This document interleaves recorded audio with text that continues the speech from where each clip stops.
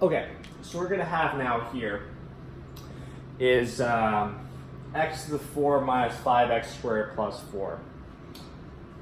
You want to see if, well, you want to see two numbers that multiply to give you 4 and add to give you negative 5. Okay, that'd be negative 4. Negative 4 is this one, and negative 1. So what we would do is you'd have x squared minus 1, x squared minus 4. Okay? The coefficient is 1, so what happens is that you take half of whatever the highest exponent is. It's x squared minus that number, and x squared minus 4. Before, when you had x squared, you did x, right? So x to the 4 is x squared now. So what happens now is that you think you're done, but these are both difference of squares. So what happens is this, because this is a perfect square, 1 is a perfect square. Square root of 1 is 1. X squared minus 4. 4 is also a perfect square. Square root of 4 is 2, thank you very much. So what you have is x plus 1, x minus 1, x plus 2, x minus 2.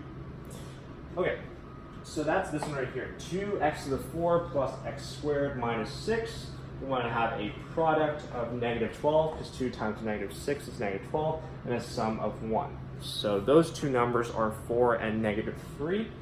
What's going to happen is, okay, I'm going to do 4x squared minus 3x squared, okay, because I'm decomposing this term. Does it matter if I put negative 3x squared before 4x squared? No, because there's a previous video that you could watch and I proved it to you.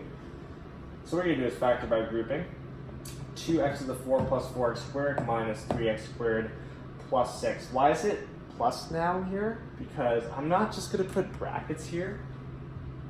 That's just wrong. Because if you're going to do that, you got to factor out negative from here as well. Okay? So that's why it's 3x squared plus 6. Now that I pulled the negative out there. I hate doing this, but just for the sake of, I hate that more than smudging with my finger on the whiteboard. So do not just put brackets randomly in front of a negative sign. Your test will not end very well.